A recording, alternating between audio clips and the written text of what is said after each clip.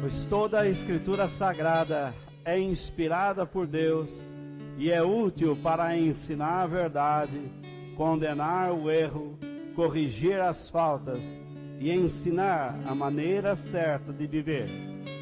Isso para que o servo de Deus esteja completamente preparado e pronto para fazer todo tipo de boas ações.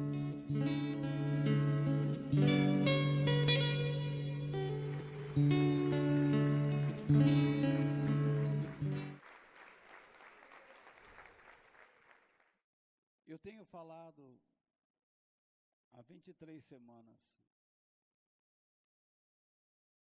quase meio ano, sobre esse assunto. Qual é o plano ou a vontade de Deus para a minha vida? Eu ouço todo o tempo pessoas dizendo: o plano de Deus para você é uma vida próspera, financeira, uma vida rica, cheia de saúde.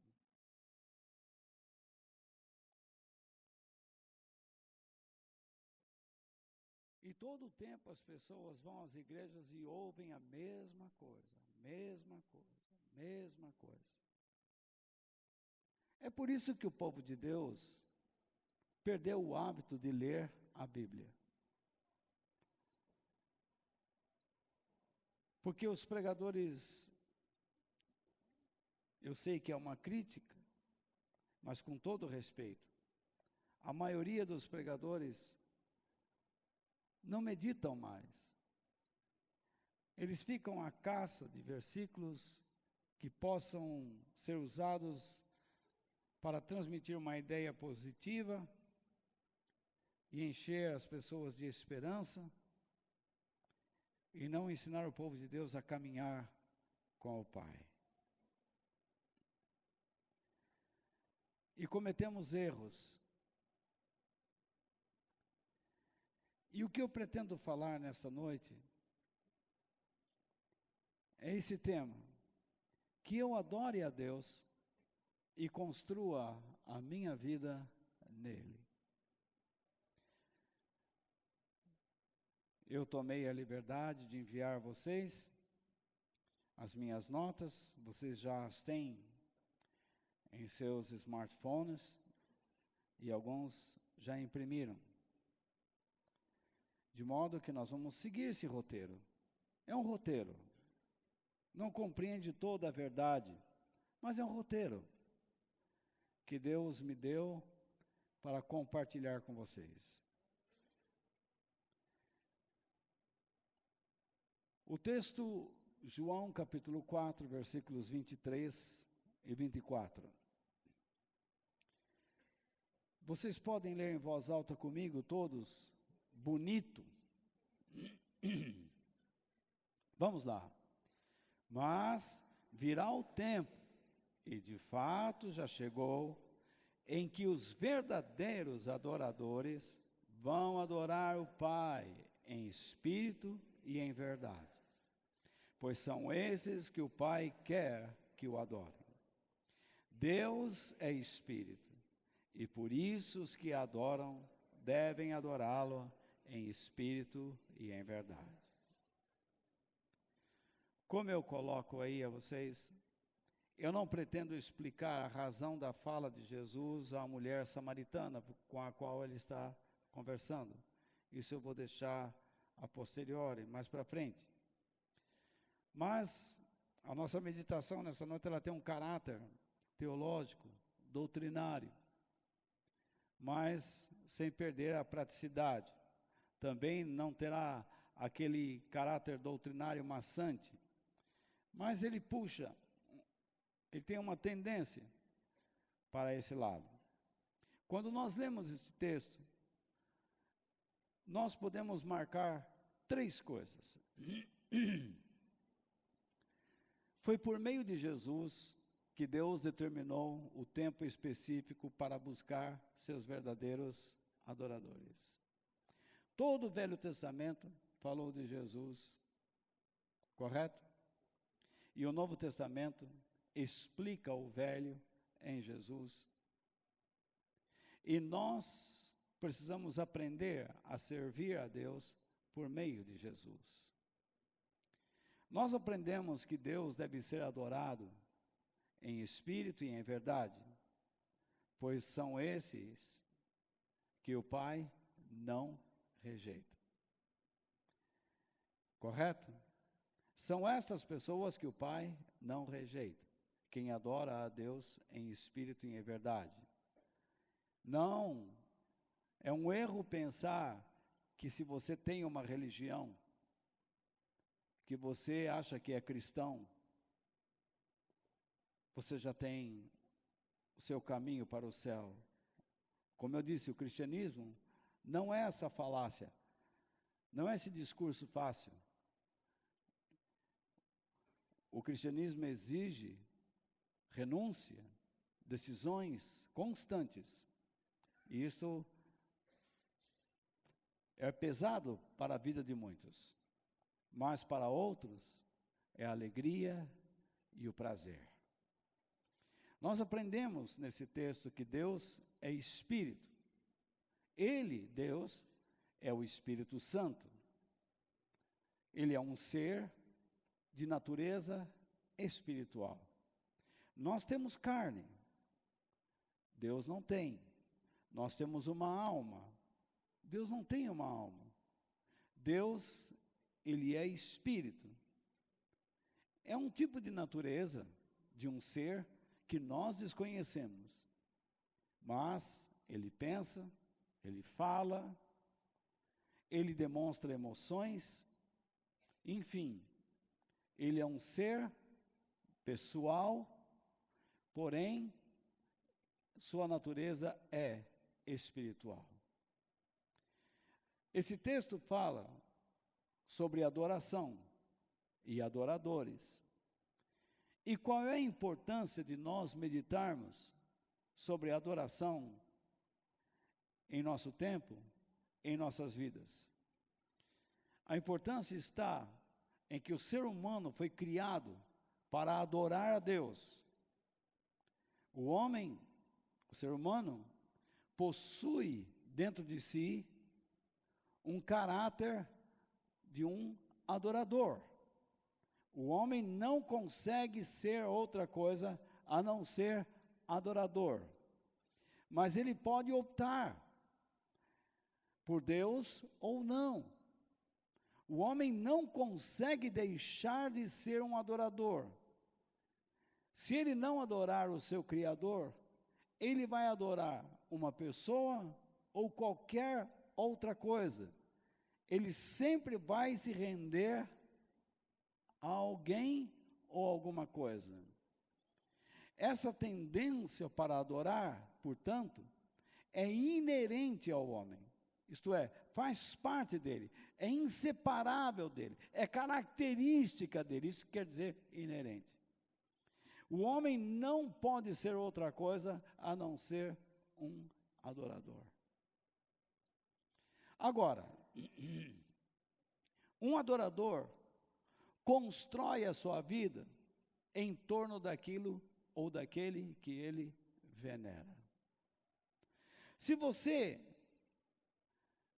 venerar isto, dizer que isto é superior a você, então sua vida será construída em redor da imaginação que você faz sobre isso que você julga ser algo superior. Então foi assim no Velho Testamento, com Baal, lembram-se disto? Lá naquele sacrifício do Monte Carmelo, as pessoas não se retalharam, pedindo que ele fizesse chover fogo dos céus, porque aprenderam que precisava fazer aquilo, e não aconteceu nada.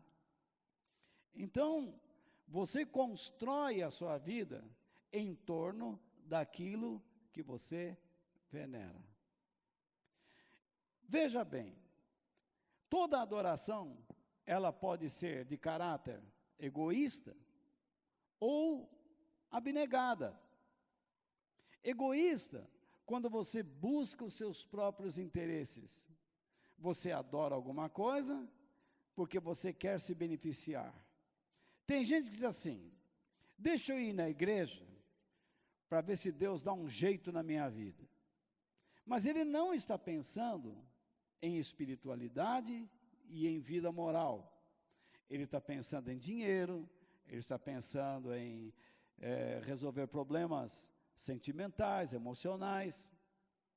Isso é caráter egoísta.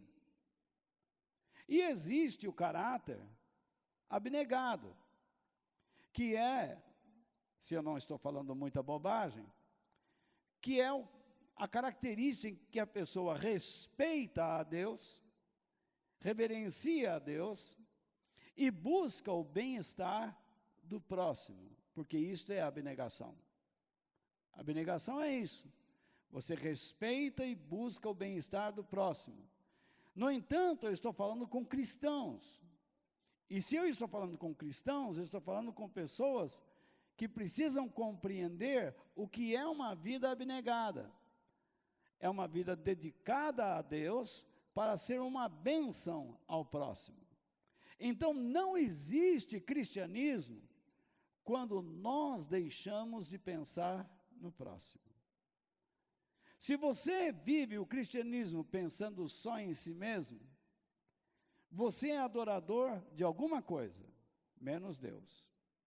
Porque Jesus disse: amarás ao Senhor teu Deus e ao teu próximo como a ti mesmo. Se você vive o tempo todo magoando alguém, comece a considerar, comece a refletir o seu procedimento. Por que será que aquela pessoa não está gostando de mim? Porque eu estou fazendo o bem para ela ou o mal? Eu estou exagerando? Eu estou indo além ou estou aquém do ponto em que deveria estar? Então, dentro de nós, existe uma batalha. O apóstolo Paulo fala de uma batalha entre duas forças querendo nos dominar. Uma é o Espírito de Deus, que habita em nós. E a outra não é o diabo, mas é a nossa própria natureza humana, que se afastou de Deus, e quando nós buscamos os nossos interesses, nossos desejos pessoais, naturalmente que nós abrimos brecha para que o diabo entre e faça uma folia em nossas vidas. O diabo, ele não pode interferir em nossas escolhas. Nem Deus interfere em nossas escolhas. Nós temos, eu creio de todo o meu coração, pelo que eu vejo na Bíblia, eu creio no livre-arbítrio. O que é um livre-arbítrio? É a liberdade que Deus me dá para escolher o caminho em que eu desejo andar. Ele mesmo diz: coloco diante de vocês o caminho da vida e da morte. Escolham. Coloco diante de vocês o caminho da bênção e da maldição. Escolham. Aquele que perseverar até o fim, este então será salvo, alcançará o segundo estágio da salvação, que é a eternidade. Agora, perseverança é uma escolha, é uma aptidão. Você decide se quer ou não perseverar. Então eu creio no livre-arbítrio. Satanás, ele não pode impedir que você creia em Deus. E Deus não irá, veja bem, Deus não irá matar você, se você resolver decidir crer em filosofias que te afastam dele. Você terá consequências. Se você acreditar em Deus, consequentemente, reticências. Você vai receber alguma coisa. Algumas coisas resultarão em sua vida. Se você crer na filosofia mundana, se você seguir seus instintos pessoais, se você seguir suas paixões pessoais, você também terá consequências. Eu estava ensinando terça-feira que algumas pessoas dizem assim: Deus me ama, Deus me aceita do jeito que eu sou. Não. Deus não aceita do jeito que você elabora a sua própria vida. Deus aceita aquele que se submete a Ele. Deus aceita aquele que o escolhe. Deus aceita aquele que o aceita. Então, algumas pessoas estão andando em terreno escorregadio. Até agora não caíram. Mas chegará o momento em que eles vão cair. Deus é muito paciente. Ele tem essa capacidade de esperar. Mas você tem que tomar cuidado, porque você pode estar brincando com a sua fé, achando, não me aconteceu nada, eu posso fazer o que eu quero, Deus me entende. Você está andando em terreno escorregadio. Vai chegar um momento em que não haverá mais oportunidade de recuar, ou de se sustentar, ou de segurar em alguma coisa. Você vai cair. E pode ser que não haja mais volta, ou então não haja mais a possibilidade de se levantar. Veja bem, existe essa batalha dentro de nós então, entre o Espírito de Deus e a nossa natureza humana. O apóstolo Paulo fala sobre isso em Gálatas capítulo 5, versículo 17, e eu coloco aí para vocês lerem. Dá para ler? Perfeito? Então, Deus diz, porque o apóstolo Paulo diz, porque a nossa natureza humana quer. Veja bem, o que a nossa natureza humana quer é o quê? É contra o que o Espírito, repare, letra maiúscula, o que o Espírito Santo, o Espírito de Deus, eu disse a vocês há pouco, que o nosso texto fala que Deus é Espírito. Então, a nossa natureza humana, o que ela quer é contra o que Deus quer. Isso precisa ser observado. Você não tem interesse nenhum no que Deus quer. Exemplo, você está nesse lugar, mas você não vê a hora de sair. Porque você não quer aprender. Você pensa que já tem a sua religião. Você pensa que já crê, mas não crê. Porque o que Deus diz é que nós precisamos nos reunir para aprendermos a palavra de Deus. E Deus, já expliquei isso a vocês, mostrei nos textos bíblicos, que existe uma maneira correta para se ouvir a palavra de Deus. E há pessoas então que estão aqui, tudo bem, eles não querem ir embora, então eles fecham os olhos e dão uma cochilada. Porque eles não têm atenção, eles não dão atenção, eles não querem aprender. E o pior é que quando chegar em casa, vai dizer para o filho, filho, você estudou?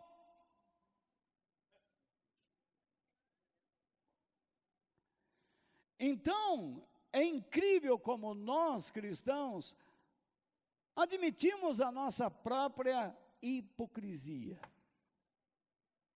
Como somos hipócritas, como precisamos melhorar. Então, diz aqui, o que a natureza humana quer é contra o que Deus quer. E que o Espírito, ou o que Deus quer, é contra o que a natureza humana quer. Definido? Definido. Isso é uma verdade que nós temos que crer. Guardar isso no coração, na mente. Então ele explica. Os dois são inimigos. O que acontece? Lutam constantemente um contra o outro, a fim de ganharem o domínio. Que luta é esta? Você acha que Deus vai perder uma luta contra o diabo? Já ganhou. A Bíblia diz que o diabo está derrotado por Jesus, não por nós. Porque tem cristão que acha assim, nós já vencemos, venceram nada. Se você vencesse o diabo, já tivesse vencido, você não continuava sendo fofoqueiro, egoísta, malandro. Não é isso? Não continuava sendo muita coisa.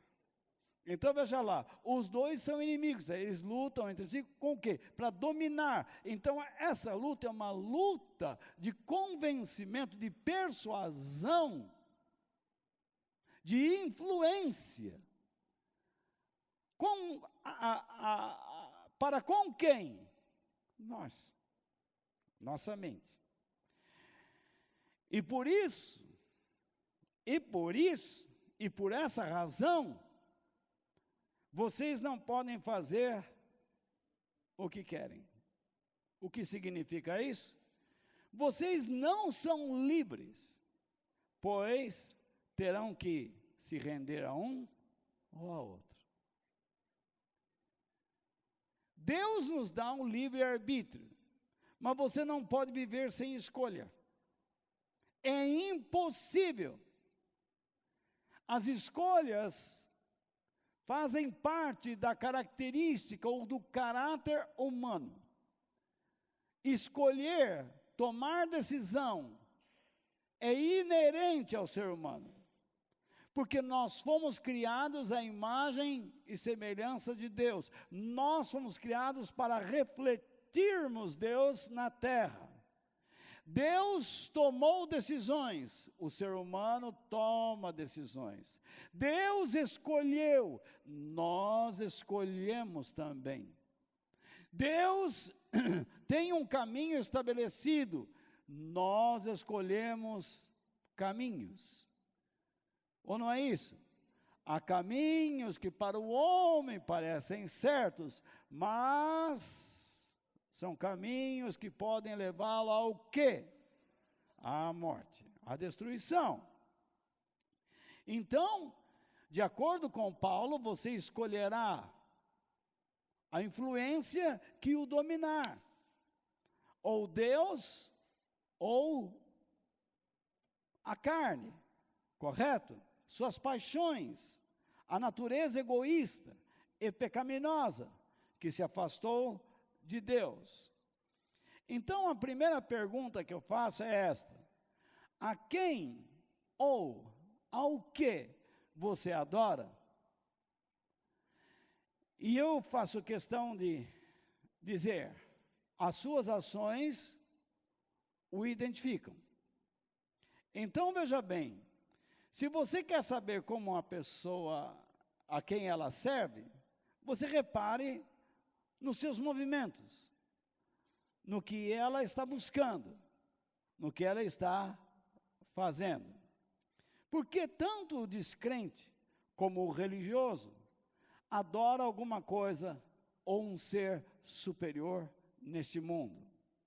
E é fácil observar o que as pessoas estão adorando, pelo que fazem, pelo que eles buscam. Há aqueles que adoram a Deus, enquanto outros adoram o dinheiro.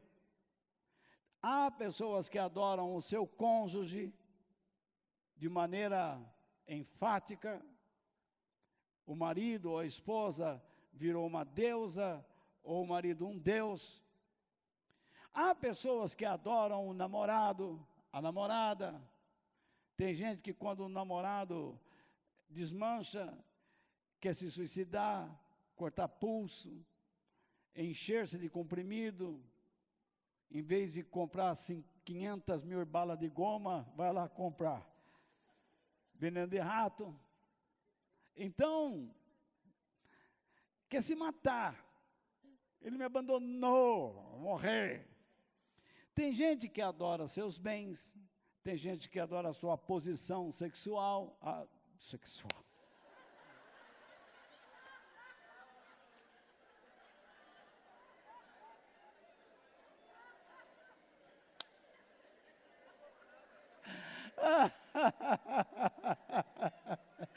Que é isso? Que barbaridade, não? Tem gente que adora a sua posição social. Isso. Mas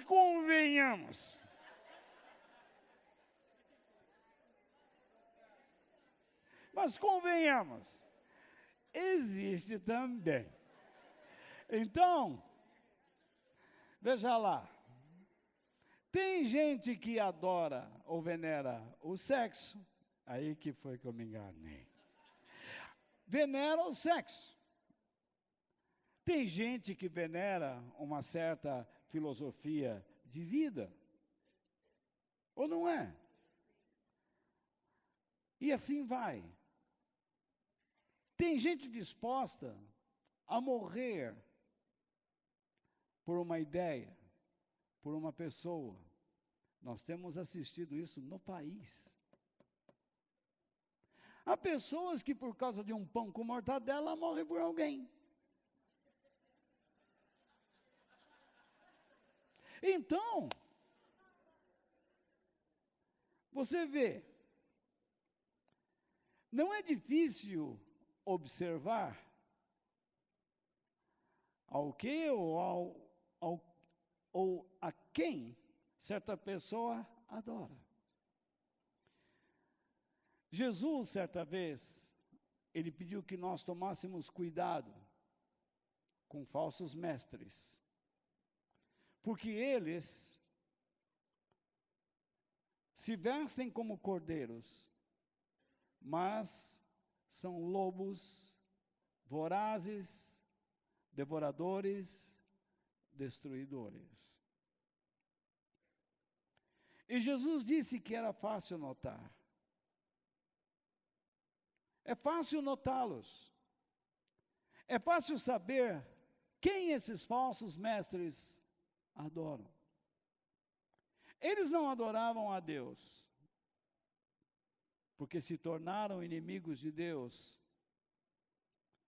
distorcendo a palavra do Senhor e usando a condição de fragilidade das pessoas para angariarem riquezas, dinheiro.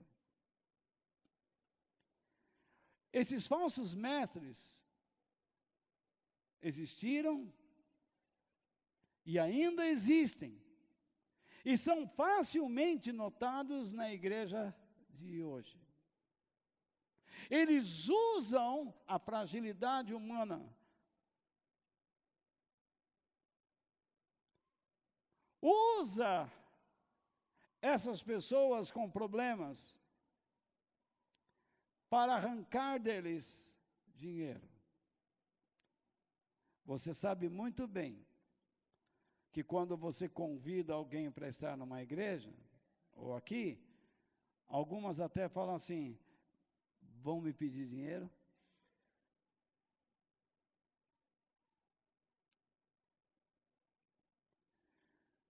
Porque eles deturparam a razão, o motivo, o objetivo da igreja. Quando eu vejo um pregador dizendo assim: se você der 5.000, Deus vai dar 15.000, esse camarada é um mentiroso. Porque Deus não faz esse tipo de promessa.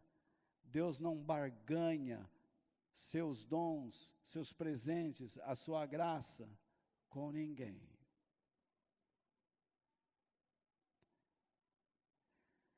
Esses homens se esqueceram do que Jesus ensinou, que é impossível adorar ou servir a Deus e ao dinheiro ao mesmo tempo. O dinheiro é necessário?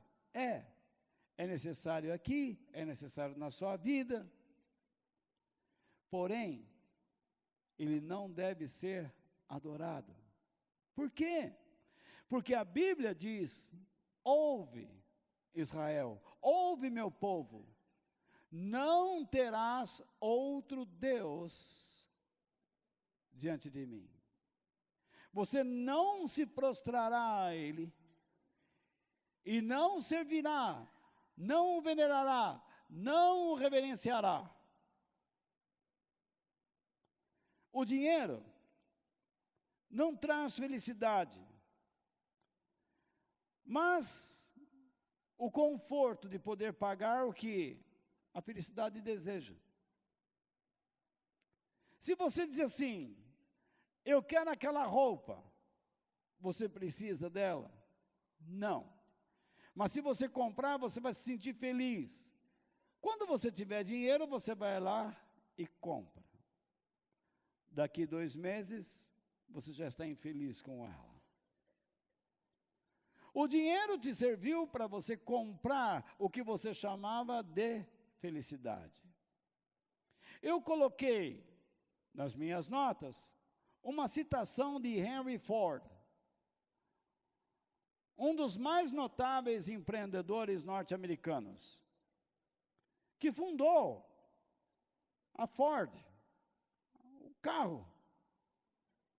Ele diz: se o dinheiro for a sua esperança de independência, você jamais a terá. A única segurança verdadeira consiste numa reserva de sabedoria, de experiência e de competência. Se você acha que o dinheiro vai te dar independência, não vai. Você sempre vai ser escravo de alguma coisa e infeliz. Ele vai te dar conforto, mas independência não. Felicidade não. Eu não estou falando isso com dor de cotovelo, porque Deus na Bíblia diz que Ele, o Pai, torna uma pessoa rica e torna uma pessoa pobre. E Ele faz cada um destes para um determinado fim. E também diz na Bíblia, no Novo Testamento, que Deus pode fazer com que o rico se torne pobre e o pobre se torne rico. Ele reverte o processo. E não digo isso para ameaçar ninguém. Eu só estou dizendo que, se você faz do dinheiro um Deus, achando que Ele vai te dar independência, e vai dar independência aos seus filhos, ou estou deixando um dinheiro para os meus filhos. Não, você não está deixando nada, você está deixando uma escravidão. A Bíblia diz que o amor, a paixão, a servidão, a reverência, a veneração, a adoração ao dinheiro, é a raiz de todos os males. Então, não é apenas o dinheiro que pode governar a vida de um ser humano. Se você ler Romanos capítulo 1, você vai encontrar uma descrição do apóstolo Paulo. Eu só não vou ler hoje porque é comprido, mas eu coloco a referência aí, dos versículos 18 ao 32, mas não vai me ler agora, né? Agora não é hora. Agora é hora de você prestar atenção em mim. Então, veja lá. Ele descreve uma lista de comportamento onde as pessoas deixaram de adorar a Deus para buscar o seu próprio prazer.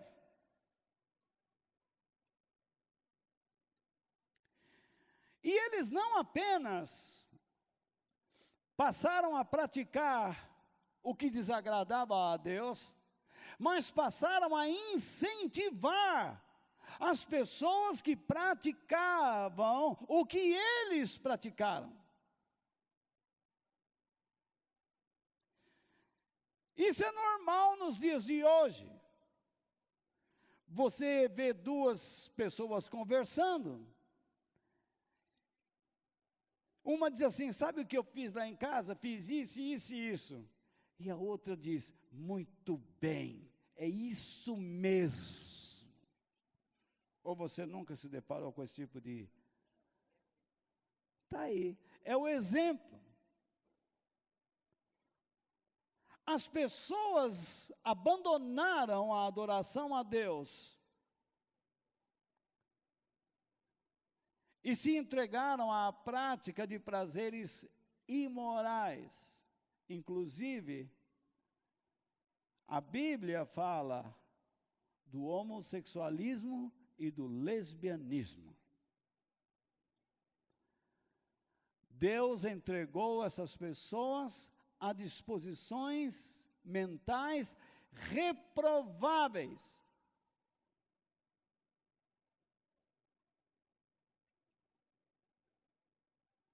Em vez de construírem suas vidas em torno de Deus, preferiram construir suas vidas em torno de seus pecados. A sociedade não rejeitou isso, pelo contrário, fechou os olhos e aceitou esse tsunami de lixo moral vindo sobre ela e a contaminou. Por isso é que Paulo escreve, porque Paulo está explicando no livro de Romanos como é que se processa a tal salvação. Eu já aceitei Jesus, já está tudo certo. Bebê. Paulo explica ali que a coisa não é tão simples assim. Ele dá um apanhado do mundo, da sociedade, e ele vai mostrando que você precisa de uma vida espiritual, influenciada pelo Espírito Santo de Deus. A sociedade mostra comportamentos, e ele vai chegando lá no capítulo 12, 13, ele vai mostrando como é o comportamento cristão, isto é, daquele que é influenciado por Deus.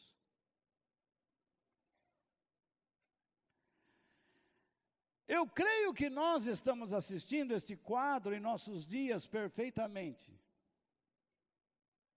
Um tsunami de lixo moral atingindo a sociedade.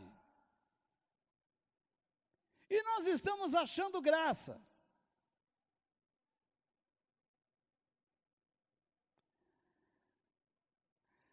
Porém, se você adora a Deus, você empreenderá esforços, tanto na sua vida como na vida de seus familiares, para construir uma vida em torno dele, de Deus. Porque, infelizmente, eu tenho que lhe dizer isso, o mundo não mudará, ele vai piorar. Se você acha que o mundo vai melhorar, amanhã vai ter paz, amanhã vai ter muita coisa boa, não vai não. O que vai existir são máscaras. Porque as pessoas trilhardárias neste mundo sabem como mascarar regiões, como dominar líderes políticos. Porque ninguém está livre de nada e de ninguém. No entanto, o mundo pode não mudar, mas Deus nos dá a graça de, individualmente, sermos restaurados, reformados, para a imagem original, para o ponto original em que fomos criados, a imagem e semelhança de Deus. A maioria rejeita Deus, mas eu espero que você não o rejeite. porque fomos criados para expressar a sua glória. A verdade, então, é que o ser humano não consegue ser dono do seu próprio nariz. Quando uma pessoa diz para mim, eu sou dono da minha vida, eu faço o que eu quero. Mentira. Alguma coisa está governando você. Alguma paixão lá dentro está governando você. Pode ser a luxúria, ou o luxo, a amizade, o namorado ou a namorada, o dinheiro, a fama, a posição social.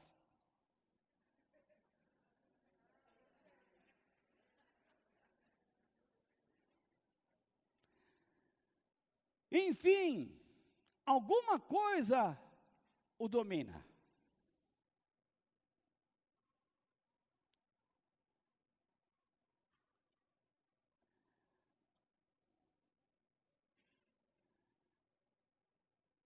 O ser humano rejeita a Deus, mas não pode rejeitar tudo. Ele será sempre dominado por alguma coisa. A quem ou ao que você adora? As suas ações o identificam. Você está aqui nesta igreja, mas é fácil saber quem é dominado pela avareza, pela mesquinhez, pelo sexo, pelo adultério. Há homens que estão enganando suas esposas, mulheres enganando seus maridos, filhos enganando seus pais, pais enganando seus filhos, por alguma razão. E essa razão não começou no diabo, não começou no inferno, começou na sua mente, na sua alma. Começou no seu desejo por algum prazer.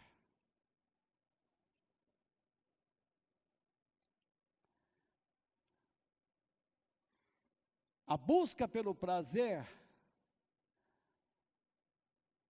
tem se intensificado em nossos dias, e a ela é dado o nome de hedonismo. É a busca incessante pelo prazer como bem supremo. Se eu chego numa igreja e o assunto dizer, é chato, ai, que coisa chatíssima.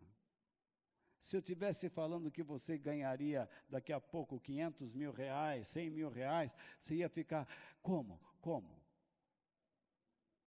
Está cheio de livros no mercado, mentindo, dizendo como ser um grande vendedor, como ser não sei o que, como ganhar milhões. E o pessoal vai lá e compra essas bobagens. Alimentam suas mentes com esse lixo,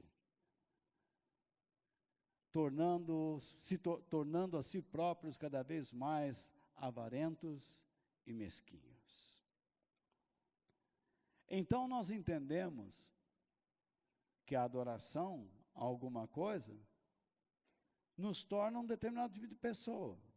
Agora, segunda pergunta: você sabe o significado de ser um adorador? Muitos confundem o substantivo adorador como aquele que canta ou que ministra louvor. Eu sou adorador. Ah, é? Mas o termo não é aplicado para aquele que canta, que toca. O termo é aplicado àquele que se submete a um dono. Ele opta, ele escolhe quem vai ser o dirigente da sua vida. E a essa pessoa ou a essa coisa ele se submete. Há pessoas, ou melhor, há pregadores que não são adoradores de Deus, são adoradores da sua função. Há cantores que não são adoradores de Deus, são adoradores das suas canções e do êxtase popular. Tira o pezinho do chão.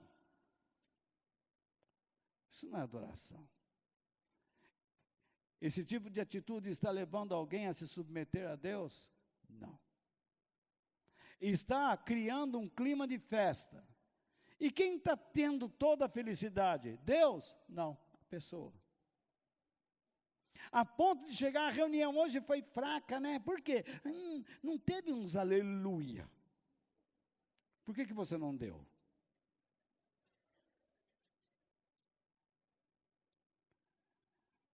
A reunião foi fraca, realmente para idiotas. Porque, na verdade, nós precisamos pensar. Eu já vi gente também dizendo assim, vamos cantar um hino de adoração? Qual é o hino de adoração?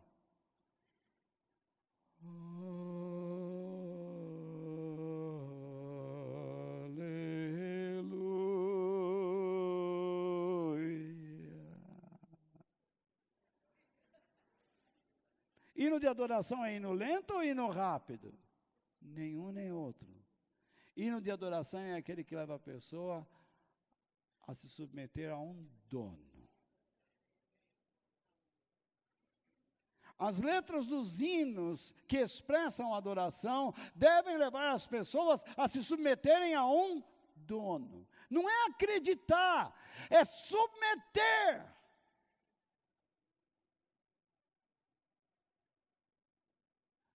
Hino que me leva só a acreditar, rejeito. Eu quero aprender a me submeter. Pregação que me leva a adorar é a pregação que me leva a submeter a minha vida a Deus.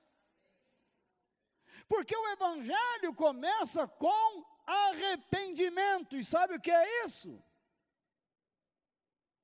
Não é só uma mudança de pensamento, é uma influência do Espírito Santo que a pessoa aceita por se submeter a Ele, reconhece os seus erros e diz diante de Deus, Pai, como eu andei errado.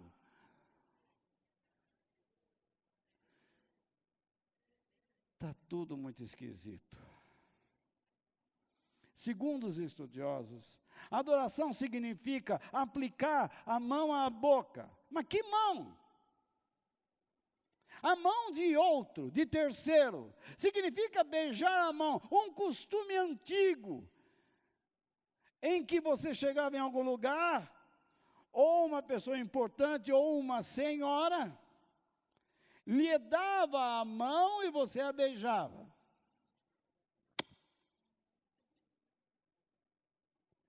Significa o quê? Um sinal de educação e de reverência, de respeito. No passado, esse hábito era comum.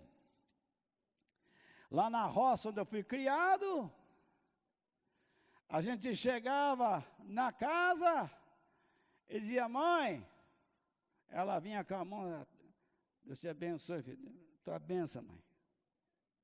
Era uma coisa assim. Era meio banal até. Mas a iniciativa de beijar a mão não é da pessoa. Imagine você chegar para a dama, primeira dama de um país, ou no nosso país, a Michele. Você entrar numa festa e procurar a mão dela. O que quer dizer? Eu quero a mão da Michele, eu quero beijar a mão da Michele. Imagine você entra lá no palácio de Buckingham e procura a mão da rainha Elizabeth. Please, Queen. Where's the Queen? Where's the Queen? I want to kiss the Queen's head. A cabeça de Queen's hand. A mão. É já tudo. Então, é uma loucura. Quando você vai num lugar, a pessoa importante escolhe quem vai beijar a sua mão. Se ela não for com a tua cara, você estende a mão, ela...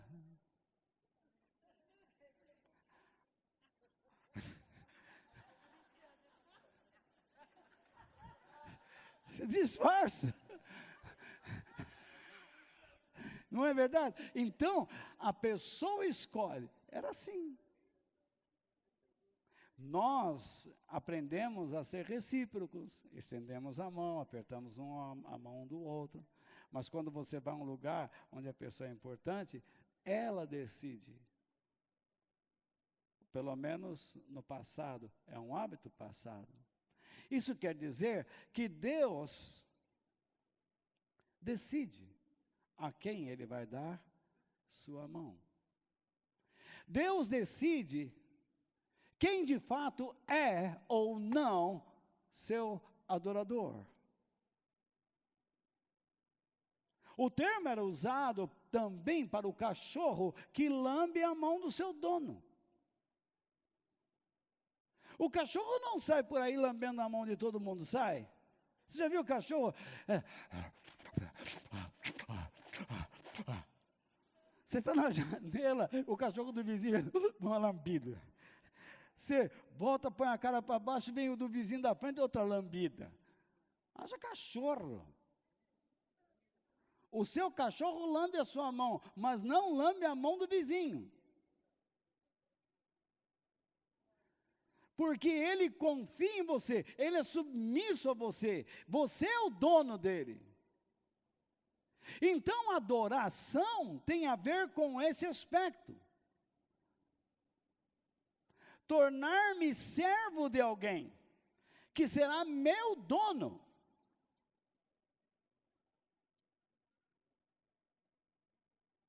Então essa história, eu sou adorador porque eu canto. Você pode cantar o que você quiser, você pode pregar, você pode estudar, você pode falar, mas Deus, se Ele não for seu dono, como é que vai?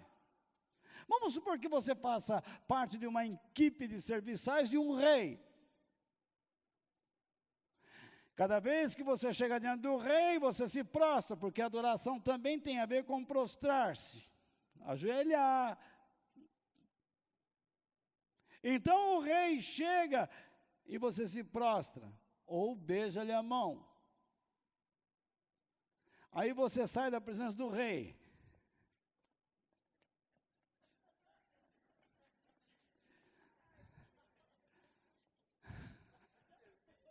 Você não pode dar as costas para o rei. Aí, você sai, mas você não concorda com a maneira como o rei pede as coisas. Ele é um rei bom, é justo, mas é severo. Deus é assim. Ele é bom, ele é justo, mas o Novo Testamento, Jesus disse que ele é severo.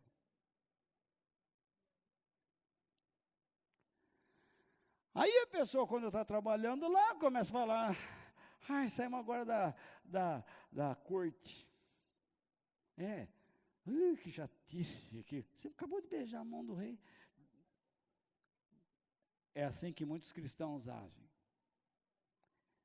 Deus lhes deu a mão e eles a beijaram. Mas agora, reclamam de tudo que Deus pede. Eles não estão dispostos a terem uma vida mudada, transformada, porque não são adoradores. Eles parecem veneradores, mas não são, se tornaram lobos. Eles se esquecem que Deus é onisciente e onipresente, diferente do rei comum. Se você está falando assim, se crê nisso, para outra pessoa, você está lançando um veneno, uma dúvida. Você é como a serpente no jardim do Éden. Foi assim que Deus falou? Então a pessoa começa a raciocinar como você. Porém, Deus está vendo. Porque Deus conhece todas as coisas e está em todo lugar. Essa característica, esse atributo divino, era facilmente visto na vida de Jesus, porque ele mesmo declarou em vários lugares que ele sabia quem iria crer nele e quem não iria crer. Ele sabia até mesmo quem iria traí-lo e quando isso iria acontecer. Jesus era onisciente e ainda tem alguns bobocas que dizem: Jesus não é Deus, ele é Deus.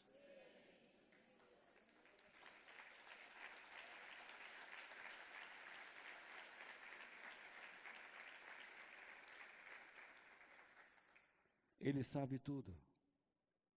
Isso é muito bom. Ser adorador de Deus significa que nós estamos diante daquele que conhece tudo, o presente, o passado e o futuro. Ele sabe o que os inimigos estão aprontando lá na frente. Ele sabe como eu pretendo me portar. Ele sabe os perigos que eu vou passar. Ele sabe o que eu vou precisar como recurso para enfrentar determinadas coisas, porque Ele quer usar minha vida para mostrar a outras pessoas como é possível ter fé em Deus, como é possível continuar amando a Deus, mesmo passando por vales sombrios. Deus não é um ser fabricado, Ele existe, Ele sempre é. Ele não diz, eu estarei, eu estive, Ele sempre está. Não há variações de comportamento em Deus, Ele não muda, Ele não envelhece, Ele sabe tudo, Ele é o preservador da vida. Para Deus não existe espaço-tempo, Ele é eterno. E nós vamos aprender isso só na eternidade. Eu não sei explicar. Portanto, diferentes deuses são fabricados pela imaginação humana. Resultados do quê? Do egoísmo, dos interesses pessoais. Afrodite, a deusa da sensualidade. Baal, o deus da frutificação. O deus da guerra, Marte. Júpiter, deus vingativo. Cada um criou seu Deus para impressionar o próximo, para impressionar nações, povos. Mas Deus não é feito de carne e de osso, Deus não é feito de prata e de ouro, Deus não é feito de madeira ou pedra, Deus é Espírito. E Ele mesmo zomba desses deuses criados, dessa mentira, dizendo, eles têm olhos, mas não veem, têm ouvidos, mas não ouvem, têm boca e não tossem.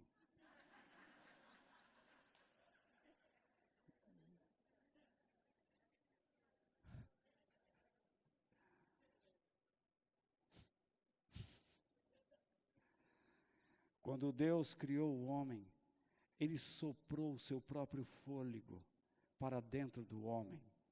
Isto é, Ele colocou dentro do homem já o Espírito, é a parte eterna do homem.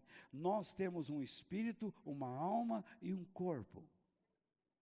Com o corpo, eu sinto, tenho os meus órgãos sensoriais, eu sei o que é madeira, mais ou menos o plástico, metal, eu aperto a sua mão, com a minha alma eu compartilho os seus pensamentos, suas emoções, com o corpo e a alma nós nos abraçamos, nós às vezes brigamos, mas com o Espírito eu me relaciono com Deus, porque Deus é Espírito, e Ele colocou uma natureza espiritual dentro de nós, para que nós tenhamos esta capacidade.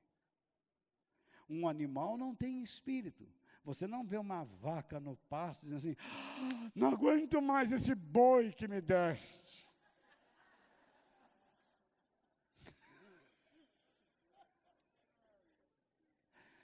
Você não vê um macaco pulando de um galho e galho, oh glória! Você não vê. Não existe isso. O animal, ele tem uma inteligência bem abaixo do ser humano, controlada pelo instinto. Mas o ser humano não. Ele tem uma inteligência que se baseia, que se fundamenta sobre códigos morais.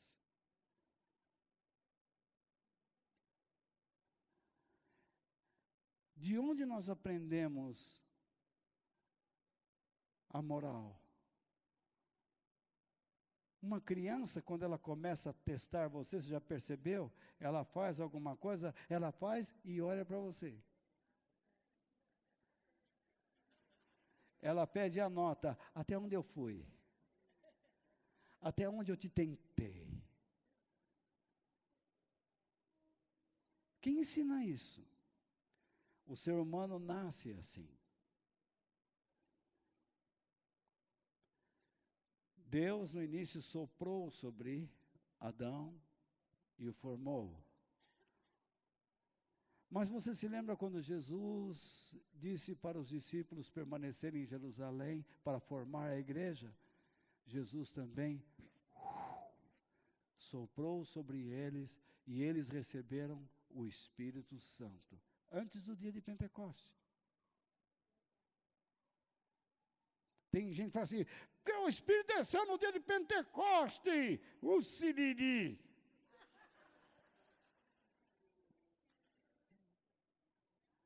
Jesus deu o Espírito Santo aos seus discípulos antes do Pentecoste.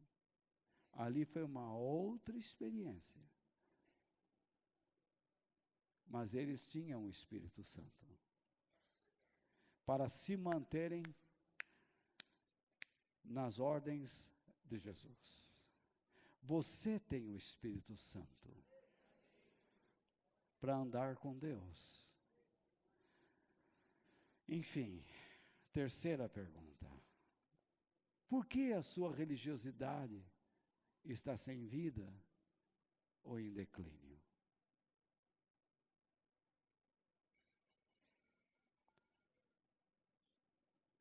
Está como ferro que tine. Então, a resposta está nas afirmações que já demos, nas declarações. Simples assim. Você acredita em Deus, mas não está se rendendo a Ele, mas a outras influências. Você comparece neste lugar, cumpre um rito religioso, mas no seu coração você abriga outros deuses, seja ele qual for, o dinheiro, o sexo, posição social, bens, etc. Jesus disse certa vez aos religiosos da sua própria religião, Deus disse, este povo com a sua boca diz que me respeita, mas olha agora, mas na verdade o seu coração está longe de mim. Se está longe de Deus, está onde? Com quem? Ou com o quê? A adoração deste povo é inútil. Repare a hipocrisia. Mesmo longe, eles ainda vão lá e dizem, ó Senhor. Eu estou cansado de ver até ministros de louvor que reúnem dezenas e dezenas, milhares de pessoas dizendo, Deus é bom, Deus é bom. Mas você não vê esse cara fazendo nada pelo Evangelho, nada. Nem pelas suas igrejas. Porque esses caras só têm compromisso fora. Primeiro, deveriam se dar ao respeito de serem membros de uma igreja local. fortalecer suas igrejas, para depois tentar fortalecer outras pessoas. Por isso que eu não acredito nessa turma. Certa vez um cantor veio aqui, não vou dizer se é homem ou mulher, e eu perguntei, qual é a tua igreja? Eu era de... Não tem igreja? Não, está errado. Falei na cara. Quem é que estava comigo na sala? Levante a mão. Não tinha mais gente, só minha mulher, mentira.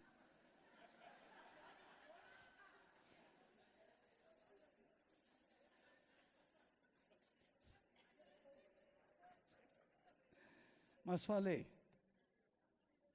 Deus sabe, eu falei, Deus me conhece. Está errado.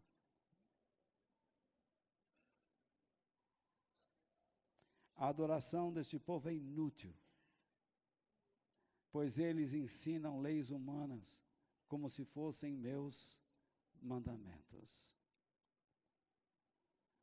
A mulher samaritana com a qual Jesus falava, construiu sua ideia, sua vida sobre ideias e ensinamentos equivocados sobre Deus. Como eu disse no início, posteriormente podemos até explicar a razão dessa fala de Jesus em função do que ela vivia. Mas hoje eu estou me atendo a algumas coisas específicas, sem procurar quebrar a regra do contexto. Essa mulher, por viver equivocadamente, vivia uma vida infeliz. Ela disse a Jesus que não tinha marido. E Jesus disse a ela, mas você já teve 5. E o que você vive com ele agora não é teu marido. Outra vez Jesus usou de onisciência.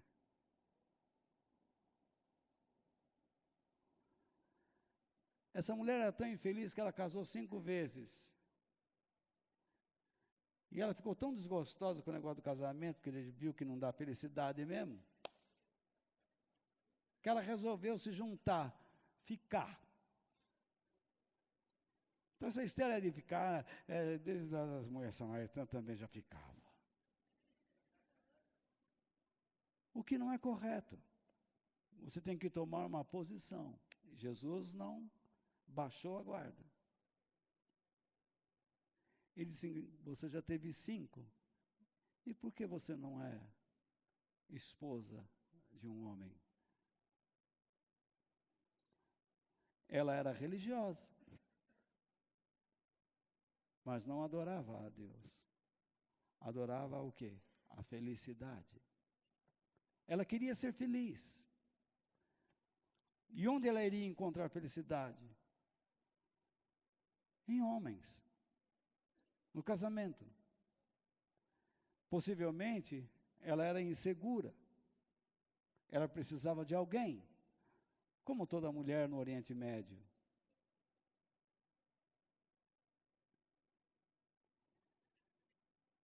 A nossa felicidade, ela existe na proporção em que nós encontramos prazer em Deus. Você nunca vai ser feliz tendo dinheiro, posição social. Você não vai ser feliz indo a motéis. Isso uma hora vai causar nojo. Você não pode ser feliz enganando sua esposa, seu marido, seus filhos, seus pais. A nossa felicidade, ela existe na proporção em que temos prazer em Deus, e aí ela se torna natural, porque pela palavra de Deus, nós podemos ser felizes, tanto no muito como no pouco. Portanto, nós precisamos educar a nós mesmos, a sermos felizes com o que Deus nos dá, nos está dando. Talvez não seja aquilo que eu esperava, mas a minha mente é assim. mas Deus está me dando aquilo que é justo. Agora, se você está forçando a barra, Ele não vai impedir você de ter o que quer, mas você começa a andar em terreno escorregadio. Se nós não somos felizes com o que Ele nos dá, porque julgamos pouco, como nós seremos felizes e construiremos nossa vida sobre aquilo que queremos, ao qual chamamos de muito? Se eu não sou fiel no pouco, como serei fiel no muito? Então, a última pergunta: que tipo de pessoa você deseja ser? Sonhadora ou reverente a Deus? O sonhador não precisa de inimigos, ele já tem a si próprio. Ele é o inimigo de si mesmo. Como eu sou sonhador, abre o olho. Jesus citou uma parábola de um homem que construiu sua vida sobre um sonho, o sonho de ser rico. Ele plantou, colheu, construiu, como fala, celeiros para abrigar sua cultura. E ele diz: agora sim, agora eu estou bem, come, bebe, vive uma vida de bem-estar. Jesus o chamou de louco. Quando disse louco, esta noite Deus pedirá a sua alma. E você vai perder tudo que tem. Tudo mesmo, até a vida eterna. Eu não sei o que está dirigindo a sua vida. A quem ou ao que você está se rendendo? Mas a minha esperança é que você, como cristão, reflita e volte a dar prazer a Deus. E nunca se esqueça que é Ele quem dá a última palavra. Da mesma forma que Jesus soprou o Espírito Santo sobre os discípulos, Ele sopra sobre você, para que você seja dele. Mas Ele não o obriga. Mas Deus está buscando você. Nesse momento de tanta incredulidade, Ele está dizendo: é tempo de perseverar.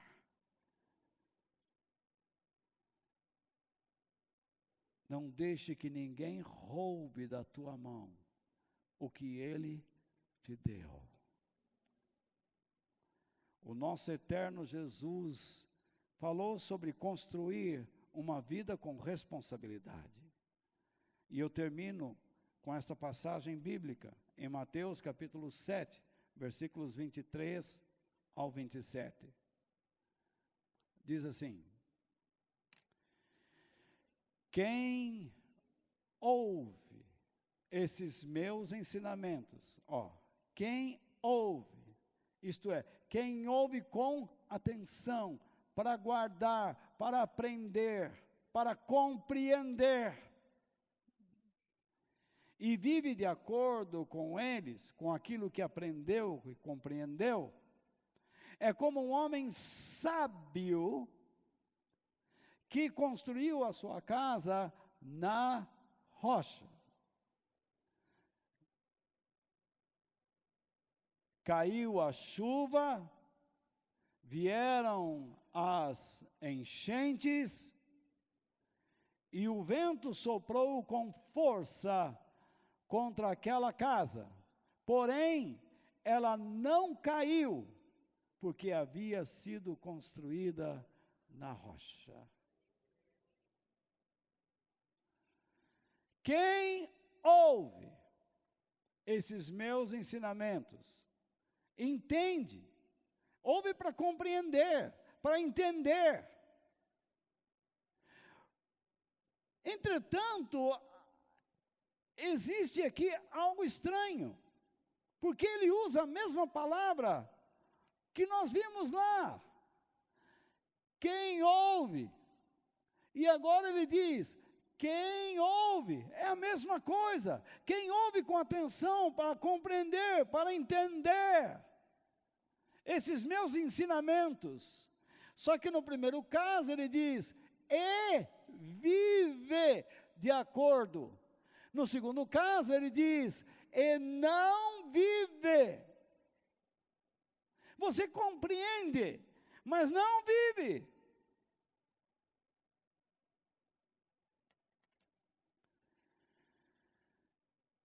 De acordo com eles, é como um homem sem juízo, que construía sua casa na areia. Caiu a chuva, vieram as enchentes, e o vento soprou com força contra aquela casa. Ela caiu e ficou totalmente destruída. Eu tentei explicar para vocês nesta noite sobre a importância de sermos adoradores de Deus. Tentei explicar para vocês que vocês não conseguem viver sem adorar alguma coisa ou alguém. Alguma coisa está dirigindo a sua vida em uma área específica ou determinada. Você pode estar alucinado, empolgado.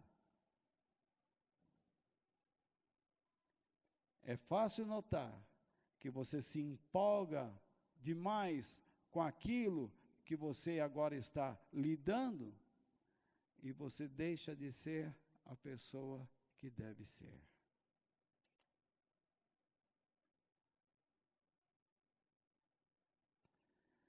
Eu fiz a minha parte. Por mais que eu fale, eu não consigo convencer ninguém. Mas, de acordo com a palavra de Deus, Jesus, que está aqui, sabe quem vai acreditar ou não. Sabe quem vai levar a sério ou não. Não sou eu. Ele sabe que aquele que quer mudar e aquele que não quer. Mas uma coisa eu sei, que Deus deve ser adorado em todo o tempo, em todo o lugar, da maneira correta, em espírito e em verdade. Eu não preciso de um templo para ter Deus. Eu sou o templo, você é o templo. Hoje eu ouvi uma igreja global. Eles lançaram um app em que você pratica algumas regras religiosas e as pessoas, líderes dizendo, as pessoas com este app não precisam estar nas reuniões. A Bíblia diz, não deixem de congregar, como é costume de alguns. E o camarada, um líder, fala uma bobagem daquela. Troque o encontro pelo app. Pelo app. Absurdo. Mas é o mundo que estamos vivendo.